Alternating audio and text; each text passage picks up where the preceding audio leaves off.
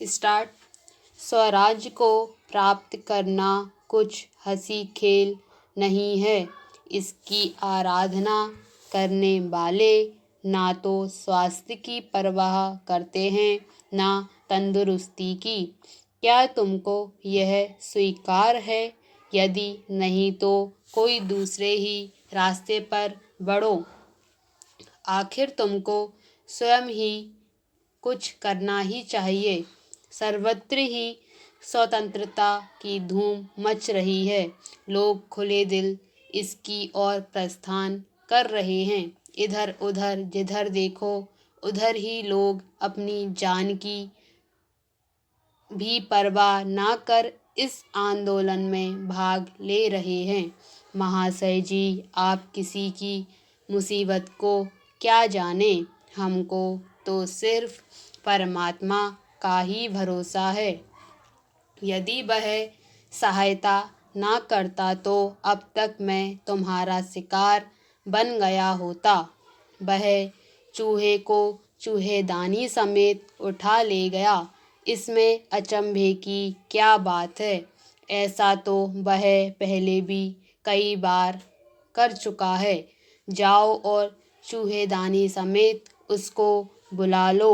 हिंदू और मुसलमानों में जो रोज बारंबार झगड़े होते हैं, इसके कई कारणों में से एक मुस्लिम लीग और हिंदू महासभा जैसी संस्थाओं का होना भी है।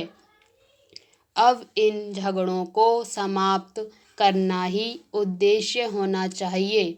सेत में बैठे बैठे झगड़ा करना अच्छी बात नहीं। इस विषय में तुम्हारी क्या सम्मति है? एक नगर में एक बुढ़िया रहती थी। वह बहुत गरीब थी। लोगों की मजदूरी करके अपना पेट पालती थी। जब उसके पास कुछ पैसा हो गया तो उसने उन पैसों से एक मुर्गी मोल ली। यह मुर्गी रोज एक अंडा दिया करती थी। बुढ़िया उसको बेचकर अपना काम चलाती थी। एक दिन बुढ़िया ने सोचा कि मुर्गी का पेट चीर कर सब अंडे निकाल लेना चाहिए, जिससे बहुत सा दाम मिले। यह सोचकर उसने मुर्गी को पकड़कर उसका पेट चीर डाला, मगर वहाँ एक अंडा भी ना निकला। तब तो बुढ़िया को बहुत अफसोस हुआ। महाशय जी, आप किसी की मुसीबत को क्या जाने। हमको तो सिर्फ परमात्मा का ही भरोसा है। यदि वह सहायता ना करता तो अब तक मैं तुम्हारा शिकार बन गया होता। वह चूहे को चूहेदानी समेत उठा ले गया। इसमें अचंभे की क्या बात है? ऐसा तो वह पहले भी कई बार कर चुका है। जाओ और चूहेदानी समेत उसको बुला लो। आज के साधारण जलसा में कई प्रश्नों पर अच्छा वाद विवाद रहा। नगर में जल, बिजली, जेल आदि के प्रबंध पर बहस रही। शुरू में तो कुछ गर्मा गर्मी रही, परंतु जल्दी ही सारा काम खत्म हो गया। सामने जो लाला साहब लंबी छड़ी लिए खड़े हैं, उनके द्वारा कई ऐसे काम हुए हैं जिनको आज छोटे बड़े सब मानते हैं।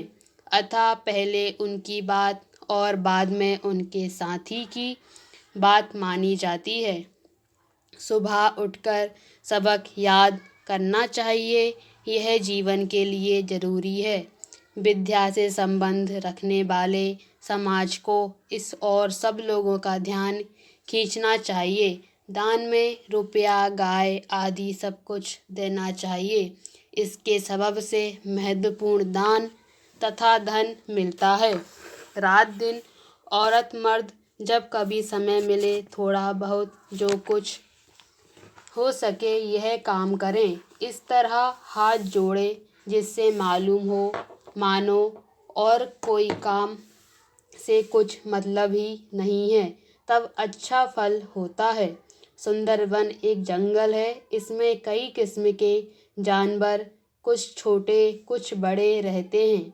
जो जिसको पाता है खा जाता है। कोई किसी का विचार नहीं रखता। जिस तरह के जानवर वहाँ रहते हैं उनसे किसी तरह भी जान छुड़ाना मुश्किल है। उसने उसकी कलम और उसकी ही स्याही से आपने कई तस्वीर खींची। ना तुमको बुलाया ना तुम्हारे पास आया। यह मुझ में कमी थी कि मैंने ना तुमको ना तुम्हारी बहन को इसकी कोई सूचना दी। तुमने किस लिए संपूर्ण सबक याद नहीं किया? तुम किस संबंध में यह बात कह रहे हो? सर्दी के दिन कैसे आराम से कटते हैं इसको सब लोग समझते हैं। गर्मी के दिनों में कष्ट होता है। इस समय साहब लोग पहले पहाड़ पर जाते हैं। इसका सबब यह है कि वे सामने के सूरज की गर्मी नहीं सह सकते।